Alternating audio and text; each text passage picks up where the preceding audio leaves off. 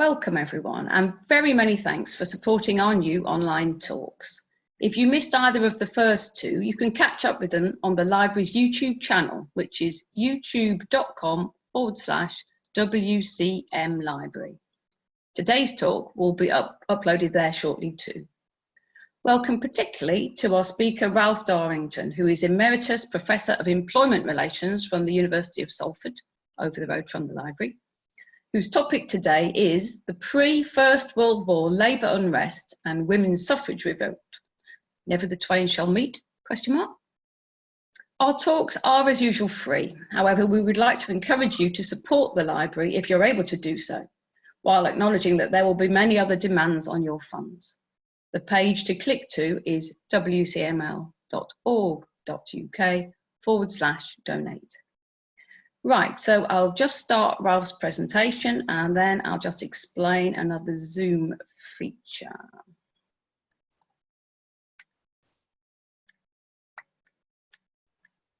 Okay.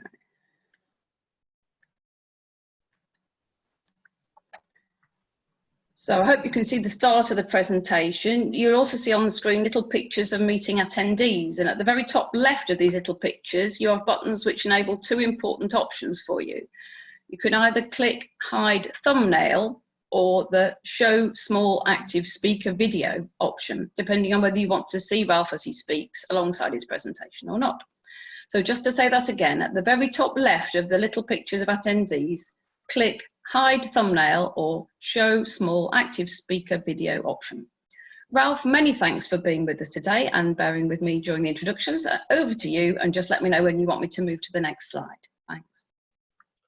Okay, yeah, thanks Lynette and Jane and everyone at the Working Class Movement Library. It's, I'm delighted to be able to present this talk to you, and welcome to everybody else who's managed to log in. It's great to see people from near and from far. What I want to do is start off by saying that, of course, during the years immediately preceding the First World War, Britain was racked by an enormous wave of social protest, really on a scale that had not been seen since the early 19th century. And it had three main dimensions. On the one hand, of course, there was the absolutely fantastically inspirational revolt by women to try to force Parliament to give the right to vote to women for the first time. And this was a campaign which inspired thousands of women to be involved in activity. It rocked the nature of the government. It questioned the legitimacy of the existing parliamentary democratic system and so on. Of course, most historians have concentrated attention on the Suffragettes, the Women's Social and Political Union led by the Pankhursts, who pioneered a very audacious form of civil disobedience, of militant direct action, deeds not words as they called it, involving the, chaining themselves to railings, rushes on Parliament, physically attacking ministers, blowing up country houses, slashing artworks in galleries and so on in order to press their demands, for which many hundreds, if not, I think something about 1,000 of them were arrested, many of them being violently force-fed in prison and so on. But an equally important contribution to the fight for the vote by women was, of course, played by what were known as the suffragists. And this, in the main, was the National Union of Women's Suffrage Societies, which had originally been formed by Millicent Fawcett, who, perhaps more constitutional, perhaps slightly less militant, but nonetheless formidably well organised, also I think made a major contribution to the fight for the vote. But coinciding with this revolt was, of course, what was known as the Great Labour Revolt. And this was during the period of between 1910 to 1914, a massive wave of national strikes by miners, seamen, dockers, railmen, many other groups of workers going on strike to fight for better pay and conditions. These were predominantly unskilled workers, striking unofficially from their trade union officers, often engaged in very militant aggressive forms of action in which violence was displayed, usually exacerbated by the intervention of the police and troops. It was a strike wave in which many thousands of women workers were involved for the first time ever, It saw the transformation of trade unionism as union membership leapt in number, or virtually doubled. And of course, there was a huge political radicalisation in which syndicalists, socialists, and so on were to be the main beneficiaries. And then thirdly, of course, there was the fight for Irish independence from British imperialism. And of course, the counter mobilisation to this, mounted by the Ulster Loyalists and then given support by the elements inside the Conservative Party in opposition to the Liberal government's limited Home Rule Bill. And it was really the coincidence of these three separate revolts by women, by workers, by Irish nationalists, which led the journalist George Dangerfield in his very famous book, The Strange Death of Liberal England, to talk about the way in which they jointly represented an enormous economic and social political threat to the whole nature of Edwardian society, essentially a semi-revolutionary situation, which was only short-circuited by the intervention of the First World War. Now, actually, I think perhaps, Lynette, you might want to just move the slide over a little bit. Of course, many other historians have questioned Dangerfield's assessment of the impact of these movements, and in actual fact, I myself are also wary of being over-exaggerating, because it seems to me that, of course, one of the key problems is that although these three movements undoubtedly jointly represented a massive threat to the nature of the government of the day, they also effectively coexisted side by side on parallel tracks with very little interconnections between them. Now, I don't have time in this presentation to look at the question of Ireland. What I do want to concentrate on is the relationship between the suffrage revolt and the labour unrest. And of course, in many respects, you'd think that there were reasons to believe that, you know, there were real possibilities for linkages here. Both of these were movements that operated within a context in which there appeared to be very little prospects for political change through parliamentary democracy, what with the extremely limited franchise that existed, and with an embryonic Labour Party which was effectively tied to the Liberal Party of the day. Both of these movements, therefore, were drawn to extra parliamentary forms of direct action, which brought them into contact, you know, to conflict with the role of the government and the state and so on. And both of them were to experience extreme police and indeed, in the case of the labour unrest, military intervention and violence as a counter mobilisation towards them. Alas, the truth is that there did remain a frustrating and huge gulf between these two movements that undermined, it seems to me, the potential for their united leverage. However, and in a sense this is, you know, in the motivation behind this presentation, it seems to me there were also, notwithstanding the contending priorities of organised labour and suffrage feminism, there were important areas of overlap, of dialogue, of activity, which I think have often been missed or downplayed or ignored by feminist and labour historians alike, that really highlight the potential that existed for cross-fertilization between the movements and for the broader linking of class and gender issues. And therefore, what I'm trying to do in this is to re-examine the historical record. And for the purpose of today's presentation, what I want to do is look at the factors which hampered these links.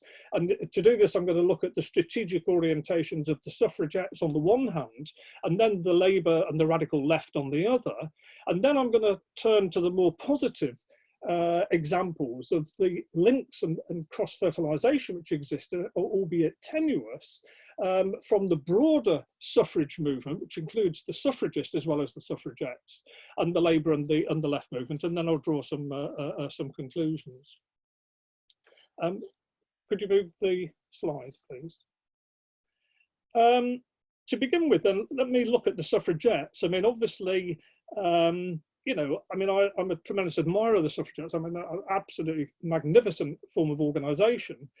Of course, they were relatively very small. I mean, you know, surprisingly, they only had about 2,000 to 5,000 members at any one point in time, but they had enormous support. Their newspaper Votes for Women sold about 40,000 copies. They organised literally thousands of meetings during this period. They filled the Albert Hall in London with a capacity audience of about 8,000 many times over. They organised a demonstration in London that about 350,000 plus attended. They had widespread support amongst significant layers of the population at the time. But what I want to argue is that there were a number of problematic dimensions to the suffragette movement, which I think hampered its links to the Labour and the socialist left. First of all, their agitational slogan of Votes for Women, for a Votes for Women bill, was premised on the strategic aim of wanting to have the franchise extended so that it would include women on the same basis as that was currently enjoyed by men. But of course, that meant accepting the property qualification, which had disqualified about 40% of mainly working class men.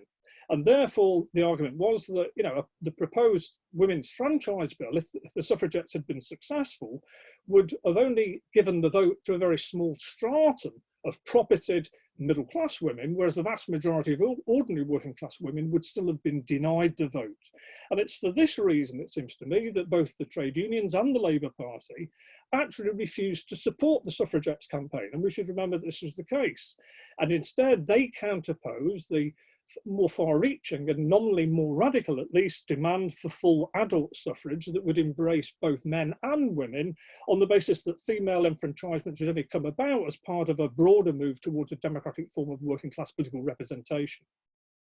Secondly, of course, all the suffrage groups were primarily, not exclusively, middle class, but it seems to me the suffragettes increasingly became extremely middle class in both orientation and in composition. And this was a deliberate thing to a large extent. They set out essentially to win what they regarded as were wealthy and influential women, in particular, middle class women, accompanied by an explicit rejection of the need for specific working class women's support. So here's Christabel Pankhurst to explain: a working women's movement was of no value. Working women were the weakest portion of the sex. How could it be otherwise? Their lives were too hard, their education too meagre to equip them for contest. Surely it is a mistake to use the weakest for the struggle. We want picked women, the very strongest and the most intelligent. But paradoxically, this call for middle-class women to fight on behalf of their weaker sisters meant that working-class women were being increasingly marginalised and removed from the centre of the suffragettes campaign at the very moment at which there were literally thousands of women coming into the stage of history, coming out on strike as part of the Labour unrest. Now, thirdly, I think, although the suffragettes had come out of the independent Labour Party and had broader sort of social concerns to an extent, increasingly as their proposal for a franchise bill was being rejected in Parliament, they began to narrowly focus on the single objective of securing votes for women.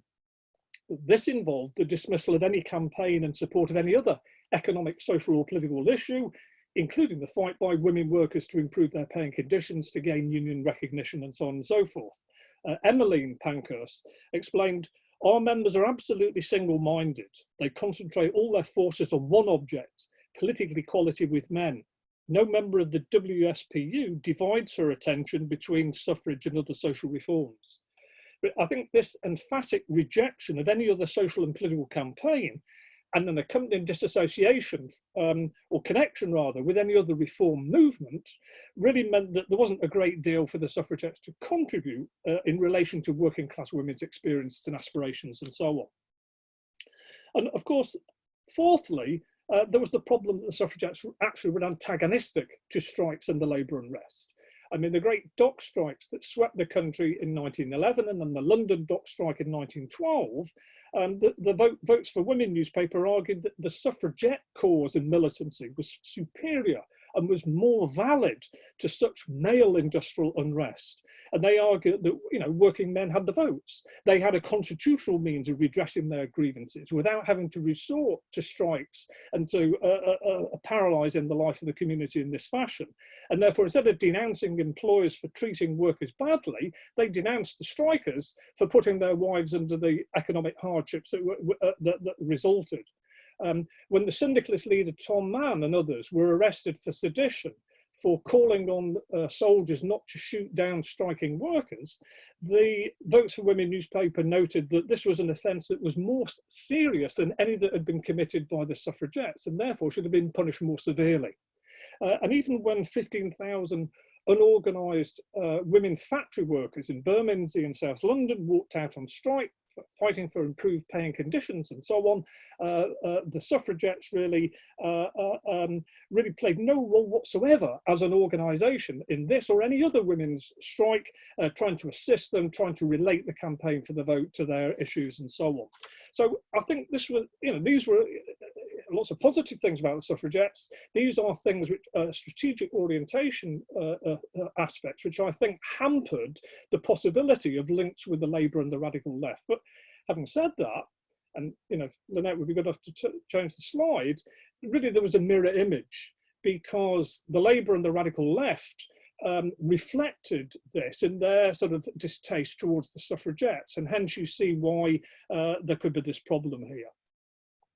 First of all, if we take the trade unions, as I've mentioned, rather than the suffragettes' limited franchise bill, they called for full adult suffrage. But of course, the problem with this is that in a context in which 2/5 of men didn't have the vote, never mind women, the call for full adult suffrage appeared completely and utterly impossibilist. And moreover, it looked as if it was an excuse for accepting the existing status quo of discrimination against women. And this was a view, I think, which was reinforced by the way in which, apart from formal resolutions at trade union or at Labour Party conferences in favour of universal full adult suffrage, there was the absence of any real serious campaign by the unions on behalf of the 40% of men who were disenfranchised, never mind women. I mean, in fact, something like 70% of the population as a consequence of this. Moreover, one should remember the context. Many unions also displayed an indifference, even an opposition to the inclusion of women as members of their own organisations. This reflected, of course, the deeply held chauvinist view of women and women workers at the time, revolving around the traditional idea of separate spheres, women's remain in the home, men's at work and so on, and the fear that because women were increasingly entering the labour force, this was threatening the family wage, which preserved the pay differential between men and women, and therefore led unions to want to exclude them from membership because they felt that they shouldn't actually be part of the labour force itself. And I think in part this explains why, even though by 1914, at the onset of the war, after the great labour unrest and union membership had rocketed in numbers, the fact is only 10% of the labour force were organised, were women workers organised into trade unions. And it's these deep-rooted sort of sexist attitudes about women's primary domestic role that I think also framed unions' long-standing dismissive view of the demand for women's suffrage. Now, by no means were all unions taking such a negative stance.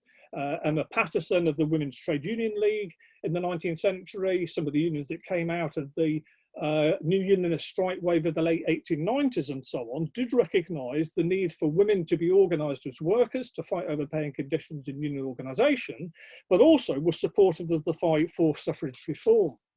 But even most of the progressive unions in the period leading up to the First World War opposed the limited form of female suffrage which was being advocated by the suffragettes.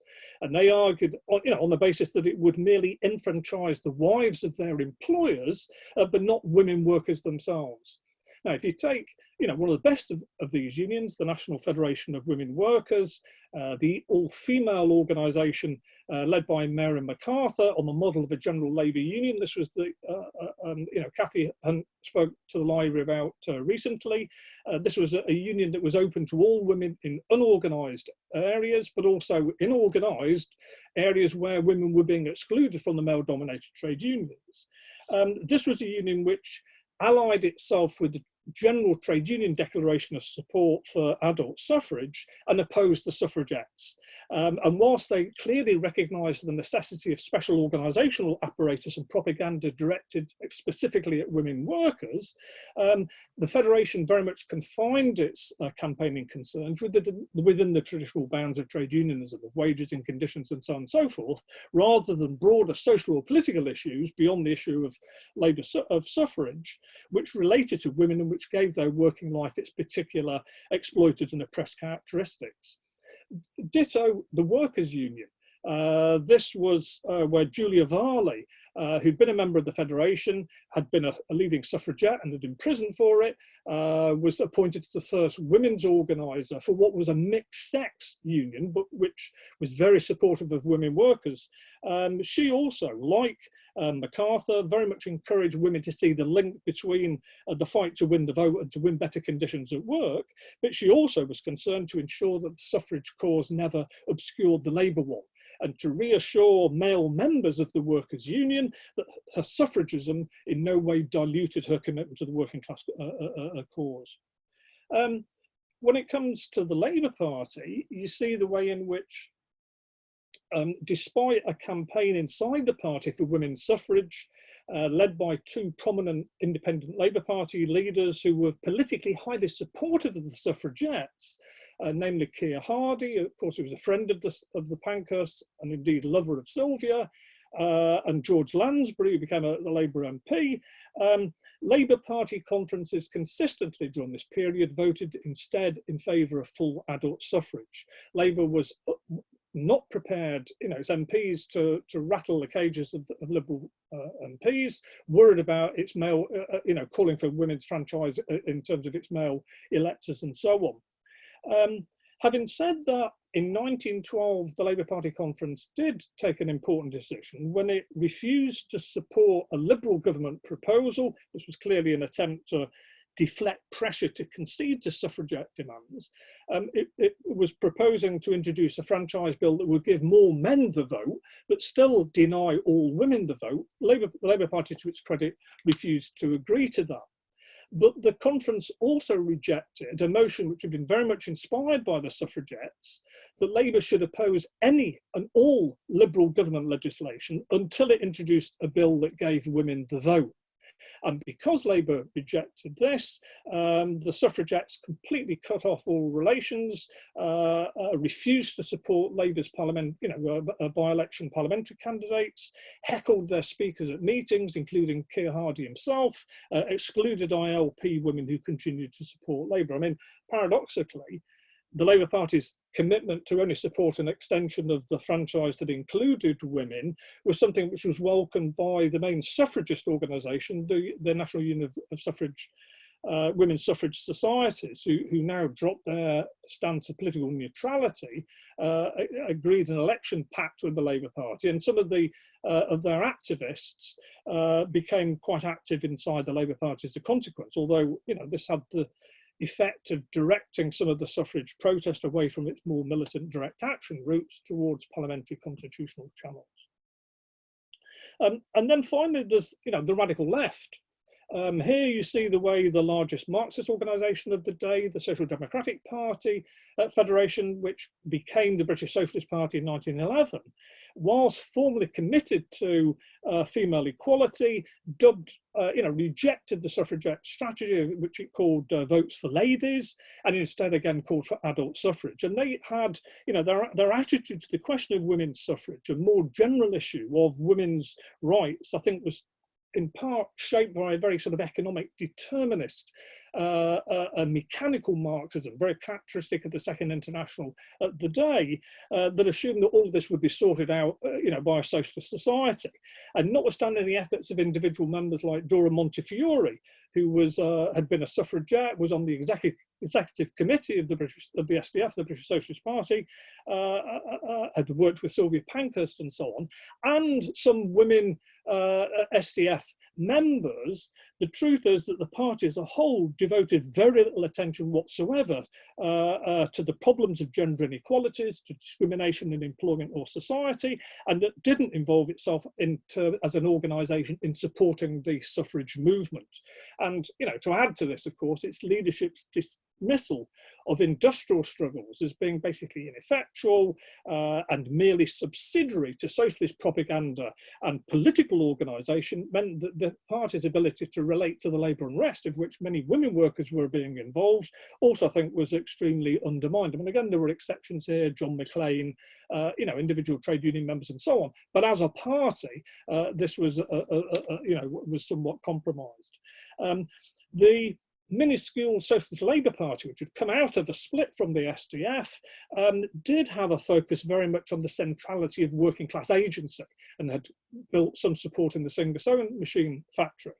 But in placing their exclusive emphasis on the class struggle, on revolutionary industrial unionism as the means to organise the economic power of the working class and achieve socialism, I think that, this precluded a conception of struggle, of any arena of struggle, other than the workplace. And so whilst, again, they formally recognised the need for adult suffrage, they were highly dismissive of the vote, suspicious of any attempt to make any parliamentary change which they regarded as merely reforming capitalism, refused to support the suffragettes, a specific advocacy of women's suffrage, and refused to have anything to do with what they dubbed a bourgeois women's movement. And then, finally, the syndicalists. I mean, although the emphasis placed by Tom Mann's Industrial Syndicalist Education League on militant direct action from below, independent of the union leaders and so on, fell on fertile ground, they drew a very sharp distinction between political action, which they regarded as part of a parliamentary form, and the industrial struggle. And therefore, they focused their attention virtually exclusively on the point of production, on the industrial struggles of workers. They ignored the way in which women's oppression cut across both home and work. And this led to the syndicalists' explicit subordination, if not rejection of wider political issues, and notably the suffrage campaign for the vote.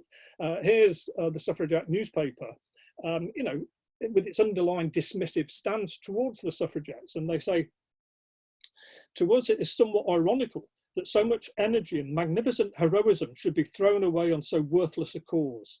When the women get the vote, as they assuredly will, they will find it will not solve a single problem, inasmuch as the suffrage movement is merely political and not economic, and as much as it does not aim at the overthrow of capitalism and the wages system, it will accomplish nothing towards the solution of those social evils." Well, then the syndicalists place themselves as a very dismissive stance alongside every other labour and socialist organisation in refusing to make the enfranchisement of women or women's rights in general a campaigning priority. And as you see, therefore, you got, as I say, the mirror image of an antipathy being expressed, contributing to driving a wedge between these two movements. Next slide, please. Having said all of that, I want to move on now to what I regard as being some very important and often very, ignored elements of interconnection that existed between the broader suffrage movement, including but beyond the suffragettes, and the labour movement and the left, which I think need to be taken into account of. And first of all, as I mentioned, the suffragettes were not the only suffrage organisation, and indeed, even before the main organisations, there was the activity and orientation of those whom the historians Jill Livington and Jill Norris referred to as the radical suffragists. Eva Gore-Booth, Esther Roper in particular, who even before the suffragettes had been formed at the early part of the 19th century, made, I think, a very important contribution with respect to highlighting some of the potential for closer suffrage labour links. They wanted to break away from a hitherto suffragist approach of just holding meetings in middle-class homes and lobbying individual MPs and so on, to take the fight for the vote to ordinary working-class women. So they went to the Lancashire mill towns of Lancashire, where working class women were employed en masse, were organised in trade unions by and large. They attracted, as a consequence of this activity, the support of a number of key working class activists, women activists, Selina Cooper, Ada Neal Chew, and so on. They launched a petition aimed specifically at women workers and spent about a year agitating through the towns, taking the issue of votes for women from door to door, to factory gate meetings, to street corners, to town squares, going to trade union branches and trades councils and so on and so forth, succeeding in getting about 30,000 signatures in support of this, and in the process of forming their own women's organisation for political representation. But most importantly, the radical suffragists disagreed fundamentally with the narrow focus on political equality with men to the exclusion of any other social issue which the suffragettes had adopted. And instead, they insisted that the fight for the vote was part of a much broader struggle in society. And so they also campaigned to fight for, to improve women's wage levels and conditions at work, as well as improved education for working class girls, better facilities for working class mothers and their children, and so on and so forth. Now, the lifespan of the radical suffragists was quite short. Really, they were overshadowed by the audacious sort of direct action methods of the suffragettes on the one hand, but also by the more mainstream but more important main suffragist organisation, the National Union of Women's Suffrage Societies, which I want to move on to now. Because running parallel with the suffragettes' deeds not words movement, the National Union of Women's Suffrage Societies, I mean, they agitated like the suffragettes did for women to be given the same vote on the same property qualifications as men, but I think they increasingly campaigned in ways that more readily opened up the possibilities for links with working class communities. I mean, they also, by the way, organised huge number of meetings around the country, including mass rallies in the Albert Hall. They organised demonstrations. They organised a petition which collected the names of 300,000 men in support of women's suffrage. In the process, they won the support of a number of the radical suffragists who had forged the campaign to win improvements for working class women through both trade unionism and female suffrage. And many of them got involved with them and drew people from the National Federation of Women Workers, from the Independent Labour Party, and so on and so forth. In 1913, the society organised what was known as a Great Pilgrimage. This was a demonstration which had sort of set off from 8 different parts of the United Kingdom, and all arriving in London 6 weeks later. And each leg of the march went to every single little town and village en route, taking the issue of the vote to ordinary people, in a sense revealing how deep the roots in support of women's suffrage were within the newly industrialising working northern towns in particular, and the relative success of a strategy which was trying to, to take this to ordinary people and to win working class women's support. And as a consequence of this, I think the society, unlike the suffragettes, actually was literally a mass activist organisation. It had 45,000 members, 600 branches. It seems to me they contributed as much as the suffragettes did to the fight for the vote. But more importantly, from this point of this presentation, is that they were able to galvanise activists whose membership spanned membership of the trade unions and were involved, at a local level in working class organisations.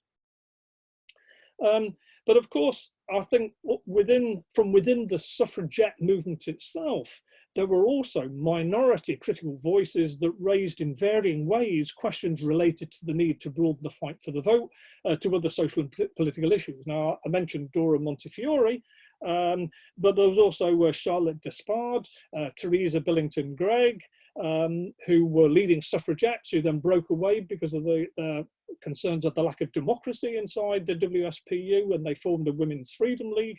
But of course, it was Sylvia Pankhurst who I think made the most explicit contribution in this respect. And, again, we had Kate Connolly speaking at the library recently on this. And the way in which Sylvia, inspired by women workers' strikes, both in this country, but also in America, which she visited, increasingly began to move in the direction of wanting to challenge both those in the labour movement who were attempting to ignore questions of oppression, but also those in the suffragette leadership who insisted that questions to do with social questions and class were irrelevant to the women's movement. And so in 1912, she pulls around her a number of suffragette activists to go into the impoverished East End of London in a bid to take the struggle for women to have the vote to a larger struggle for immediate practical issues, to campaign in working class areas over issues to do with poverty, with housing, with pay and working conditions and childcare, as well as female suffrage. And by campaigning in this way with open air meetings and demonstrations to Parliament and so on, she built a number of branches within the area. She was able to pull around the organisation and network of working class women activists. And of course, it was for such activity, she increasingly came into conflict with her family and with the suffragette leadership. Although the one issue which really broke the camel's back on this was when Sylvia Pankhurst agreed to speak at on the platform of the very famous rally that took place in November of 1913, organised by the Daily Herald newspaper in the Albert Hall in support of the Dublin lockout. This was just after Jim Larkin had been arrested, and it was absolutely magnificent rally. I mean, I would have loved to have been there myself. You have Sylvia Pankhurst representing the East London Federation of the Suffragettes speaking. You have Dora Montefiore, who'd been a suffragette leader herself. You had Delia Larkin, who was the wife of James Larkin, Deputy General Secretary of the Irish Women Workers Union. You had Charlotte Despard, who had split from the suffragettes to form her own organisation. You had Ben Tillett, leader of the dock strikes of 1911-1912. And you had James Connolly, the Deputy General Secretary of the Irish and Transport General Workers Union. And the symbolism of unity, really was manifest in a way in which all of the stewarding of this rally was conducted by the suffragettes in East London, wearing the suffragette colours. And you see the way in which the Solidarity campaign around the Dublin lockout demonstrated that activists from the suffrage, the Labour, the trade union, the socialist movement could work together and forge important, if tentative, links between the struggle for the vote and the struggle and workers' struggles. Now, of course, for this, Sylvia was expelled, and so she turned her branches into its own federation, which continued to build inside the working class community in the East End of London. They turned the headquarters of the centre effectively into a strike support centre because there were numerous women and workers' strikes at the time. They launched their own newspaper, the Women's Dreadnought, and so on and so forth.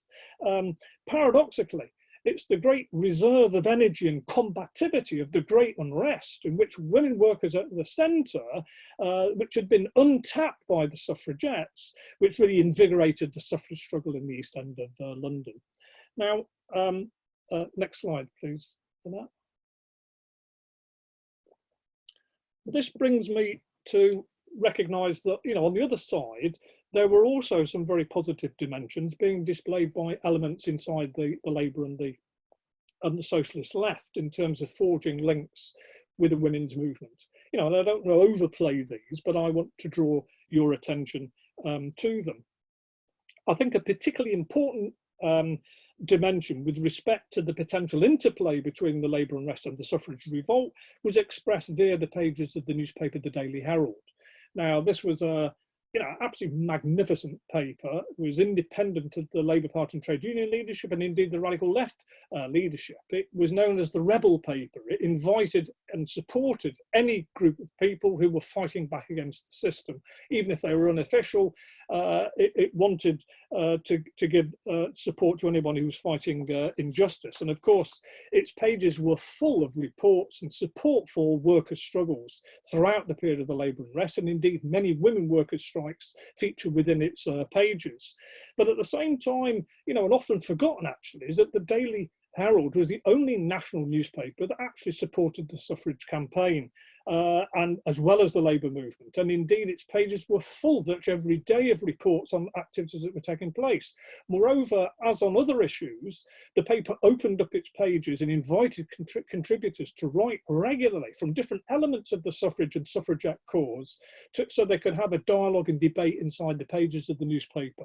And you see the way in which the paper had its own Herald League group network of supporters, of branches that pulled together members from the radical left, of the suffrage movement, of the trade union movement, and so on involved. And again, you get suffragettes involved in some of the, the administrative and committee membership of some of these events. So again, the potential for cross-fertilization and bridges between the different militant movements, I think, is being manifest here.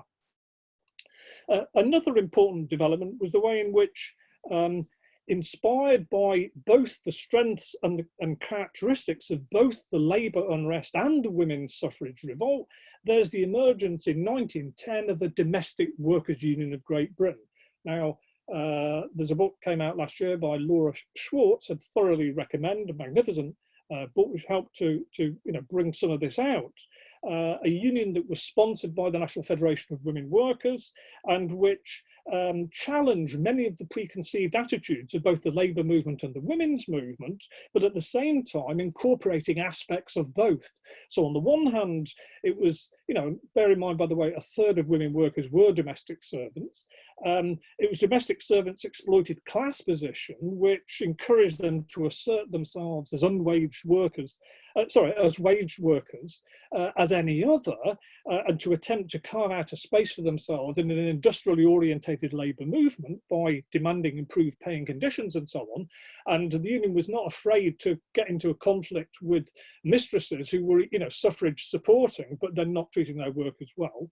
But at the same time, the domestic workers' union leaders were directly politicised by the suffrage movement and utilised feminist arguments to support their cause, with the union unlikely really to even have emerged without drawing strength from the mass women's movement. And indeed, many of the leaders of the union were themselves members of the suffragettes or of the main suffrage organisations. So, again, a very important development.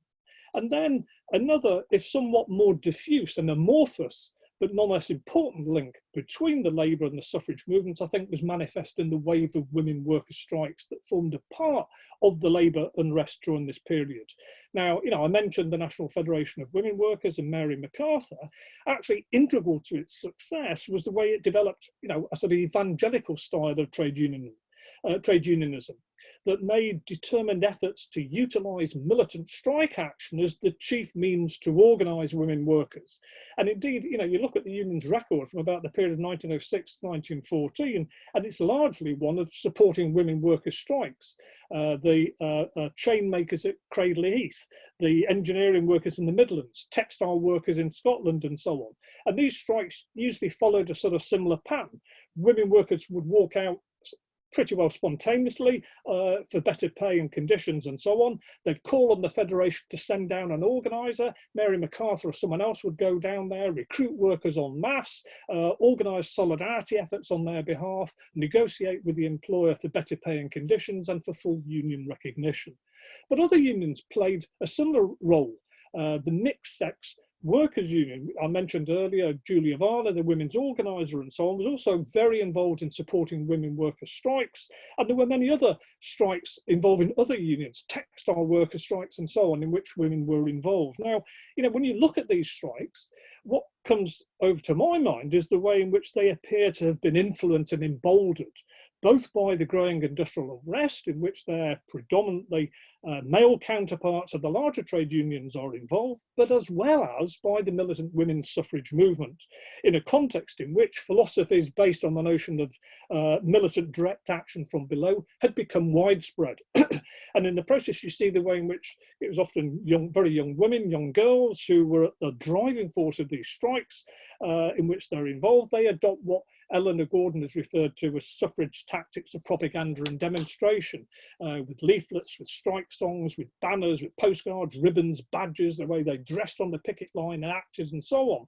and the overall weakening of traditional respect for law and order, constitutional behaviour that characterised the militancy of both the suffrage movement and the labour struggles of the period, I think is reflected in the way that many of these women's workers' strikes, they're extremely assertive, they're very aggressive, they involve mass picketing aimed at winning support from other groups of workers and stopping blacklegs to get into work. And on occasion, this link between the labour and the suffrage, labour unrest and suffrage revolt is really explicit.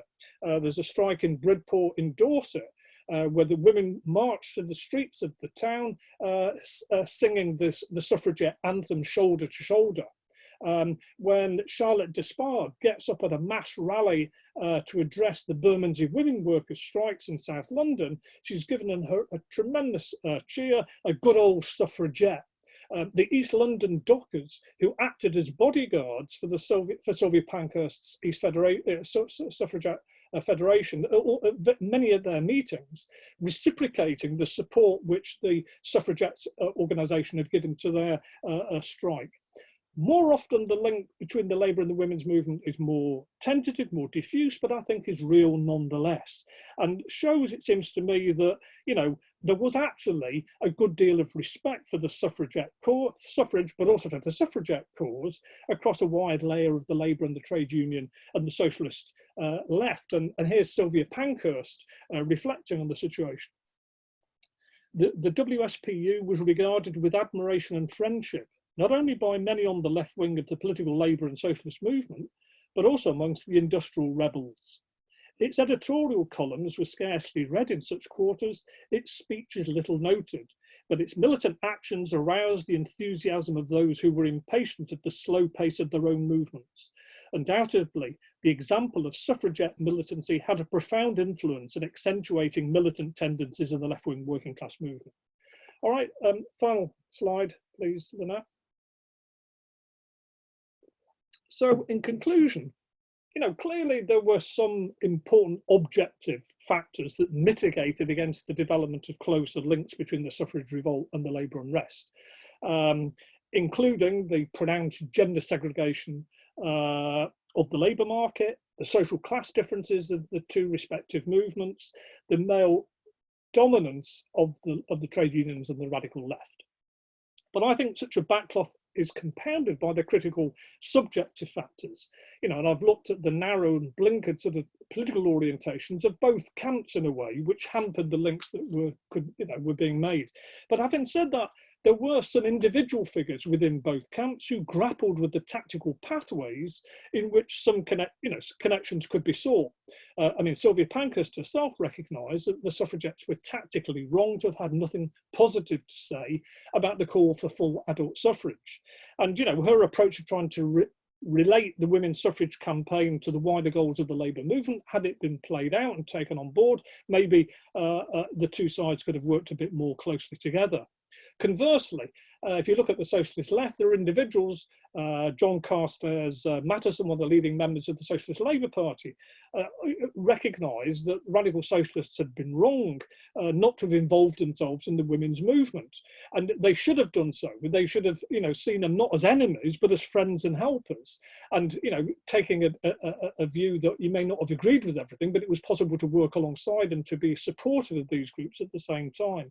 Alas, of course, this didn't become a majority view. Most of the socialist left did remain fairly dismissive and aloof from the sidelines. And of course, this contrasts in Britain with what existed internationally at the time, in both Germany and in Russia, where Clara Zetkin and Alexander Kollontai and so on, whilst, you know, condemning aspects of what they also regarded as a sort of bourgeois women's movement, nonetheless campaigned for socialist women, you know, to fight for the vote, but not to confine themselves to that, but to fight for for equal pay, for paid maternity leave, free childcare facilities, education for women, as part of a broader struggle against capitalism and so on. Alas, in Britain, the radical left is severely handicapped, but I think by a sort of mechanical political understanding of the link between oppression and exploitation, by an abstentionism from practical intervention within the suffrage movement, and by its lack of tactical flexibility in pursuing a united front approach, which would have both supported the suffrage movement as well as retaining an independent socialist position. So, you know, ultimately, even if there were aspects of cross-fertilization, which I think are, you know, however tentative, were extremely important. Ultimately, the two movements did remain on parallel tracks with important negative consequences overall. I'll finish it there. Thanks.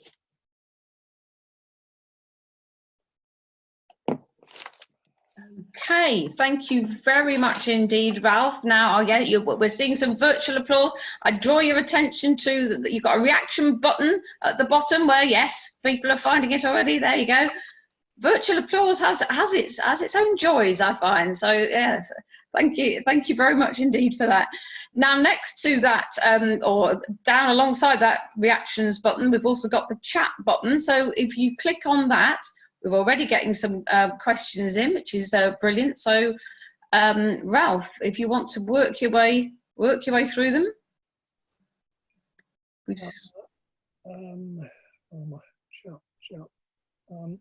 251, Debbie Cameron is the first one. I know the suffragettes ceased their agitation in World War I. However, to what extent, if any, did the National Union of Women's Suffrage Societies continue to agitate and support broader social issues? I'll be absolutely honest, and I don't have a clue. I've no idea. The suffragettes, as you say, you know, did completely collapse into. In fact, they changed the name of their paper. I can't remember, what was it called, Britannia or something. And you know, famous stories of handing out white feathers to people who hadn't volunteered to fight to sign up. Of course, this was, you know, a fairly extreme version, though, of what was happening more generally, because virtually the entirety of the left collapsed. The Labour Party, you know, notwithstanding its previous positions of internationalism and so on, collapsed. Many, you know, individuals did so as well. Exactly what happened to the National Union of Women's Suffrage Societies, I'm sorry, I don't know. Somebody else might be able to. Somebody else might pick up on that. Feel free, if anybody has an answer, feel free to type it in there. I'm not really looking at you, Ali Ronan, but no. So, can you recommend any article about the Great Pilgrimage? Asks Biddy Fisher. Yeah,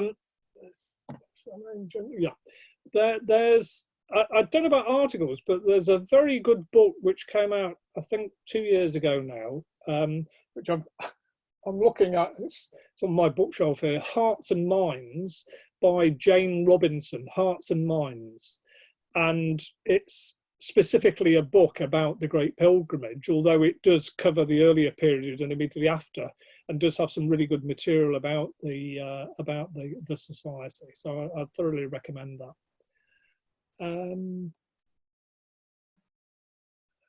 What do you think about the EFF, which you mentioned? What was the EFF? Not sure. Did I mention EFF? The East End Federation. No. Yeah. No. Ali, I'm going to unmute you. You look like you're going mad. Yes. Go. Tell us. It's the Election Fighting Fund that the NUWSS set up with the Labour Party in 1912.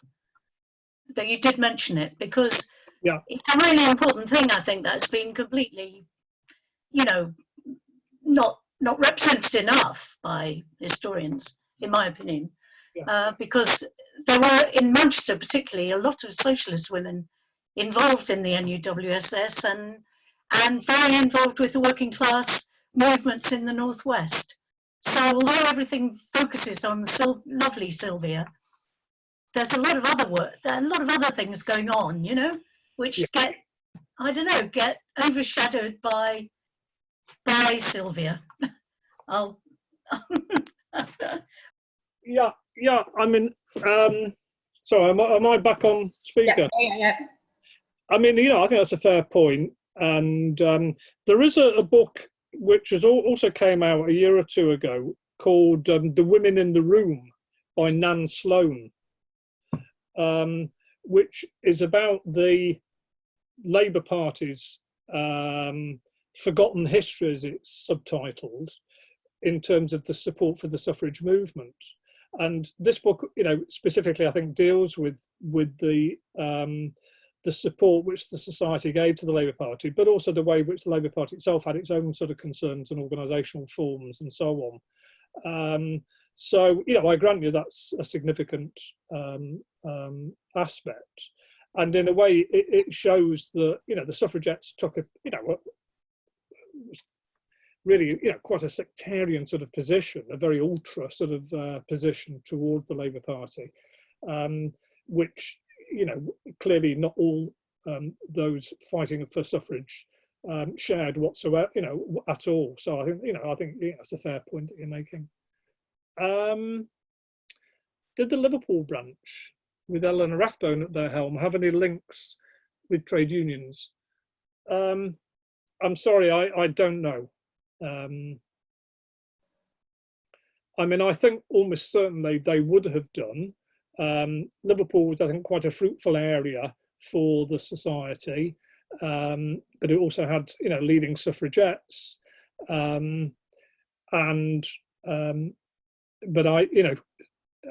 whether exactly they did or not, I'm sorry, I don't know. Lots of questions about the society. It's interesting. Lots of examples. There are lots of examples carrying on. Yeah, true enough. Carried on until 1928. Yeah. I mean, I think, just on this point, I mean, I'm not the first person to say this. I mean, Jules Linds and Jules Norris really pioneered the argument 20 odd years ago, albeit they only looked at the radical suffragist group as such. But the truth is, the suffragist movement, broadly defined, made a fantastically important contribution, and it is one which the whole balance of our historical understanding has been tilted unfairly, it seems to me. And I think it's important for us to remember that. I mean, having said that, the suffragettes were a particularly dynamic and formidable, innovative. They were fantastically courageous and determined women. So they made an enormous contribution. Whatever political differences, anyone may have with them, their place in history is clearly assured. I just think that we do need to broadenly, to put a broader context and to recognise there are many other groups of women in different capacities who also, should be remembered and taken on. The role of silver plankers cannot be understated, particularly amongst the dockers. The Federation helped to stop the sailing of the Jolly George in 1920. See Harry Pollitt serving my time. Pollitt was also a member. Yeah, I think this is absolutely the case. I mean,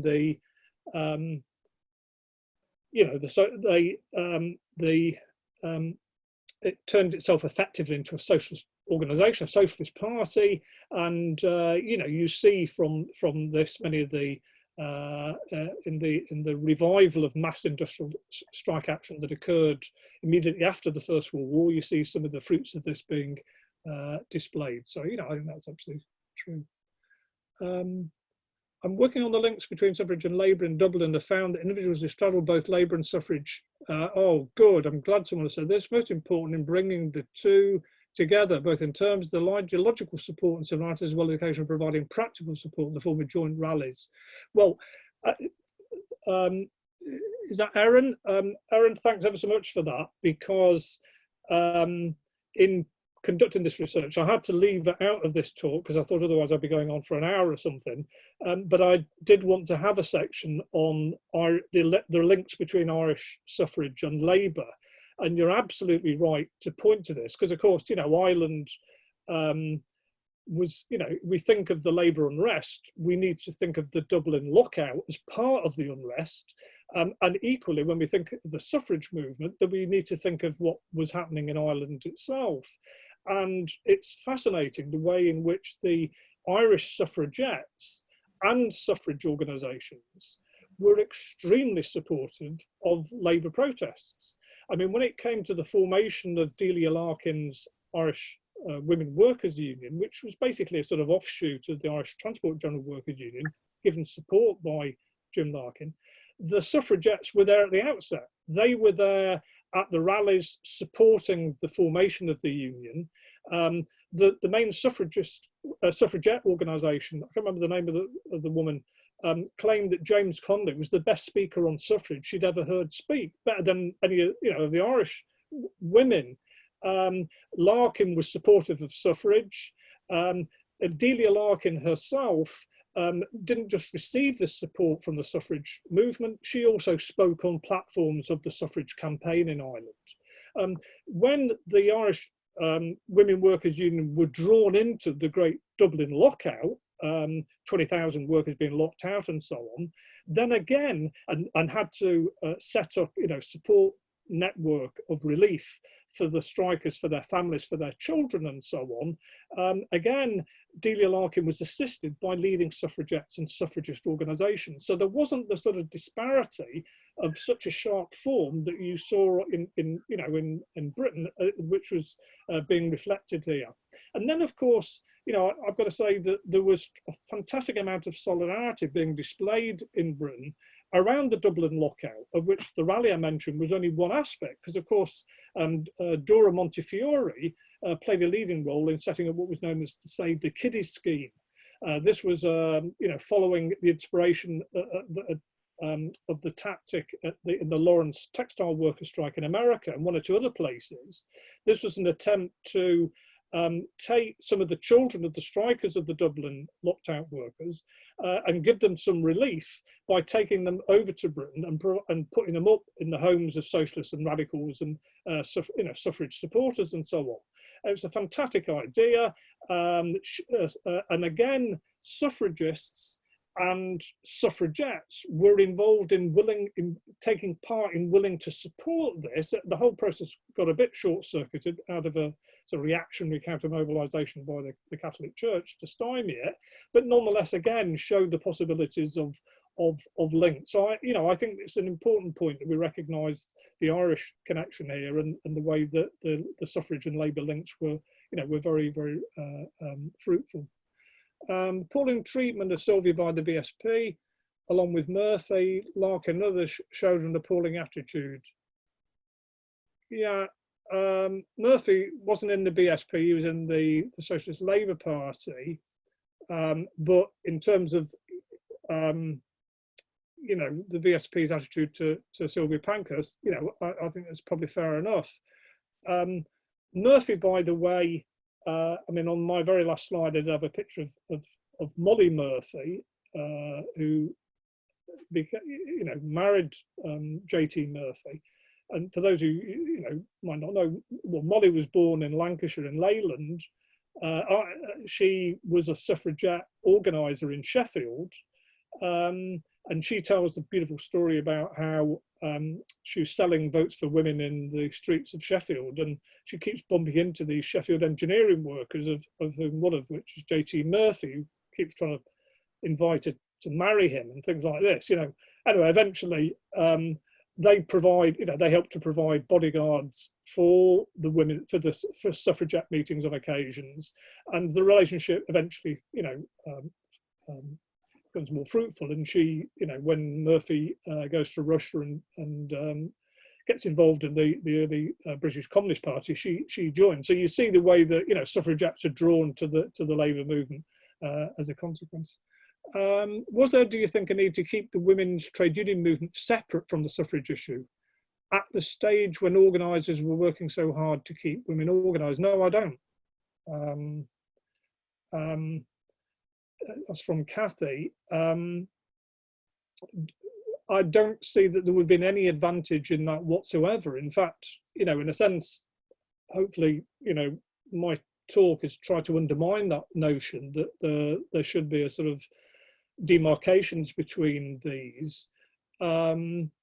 So, you know, I think that you know, I mean, and I don't want to, you know, we're looking at history, but I can't help but say, you know, think of contemporary times and think of the, you know, the Extinction Rebellion or climate change sort of campaigners, and the way in which there's a danger of trade unions thinking, well, we do this and you do that, and you know, we're separate from each other and there are no links between us. And in a sense, you know, I think this is damaging to both concerns. And you know, looking back in history, we can see why those demarcations could be created, but we can also see ways in which potentially they might have been broken down, and that might have some, you know, contemporary resonance for us now.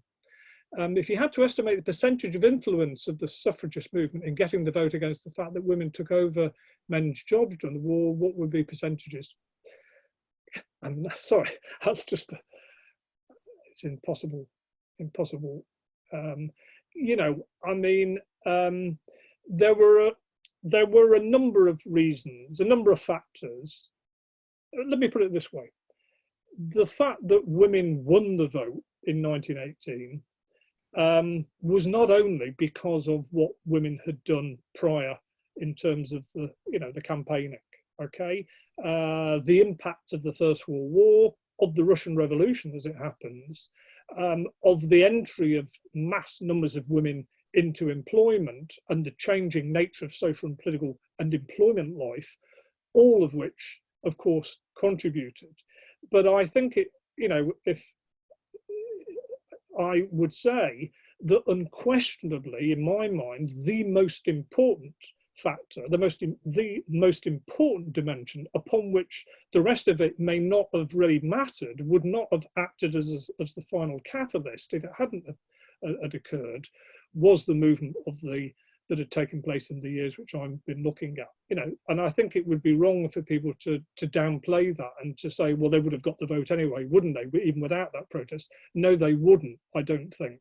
So, you know, how that breaks down in terms of percentages is anybody's guess. But it seems to me, you know, their contribution was immeasurably the most, you know, important element of that. Pity Sylvia was carried away by Gorter and councillors, and so is not able to fully support the East End Dockers in the Big Strike 23 against the New Communist Party. You know, I mean, you're taking us onto a. It's interesting, but you're going well beyond what I'm looking at here. So I'm reluctant to go, you know, get broad in that. Do you think that Emily Pankhurst and the suffragettes got too much coverage even today, despite their limited and arguably elitist agenda, and the fact that many of these other groups played a massive role and conducted more democratic and radical struggles? If so, why? Is it just easy for the media to focus on a simple narrative and one heroine? Well, you know, I think I've sort of in part answered that.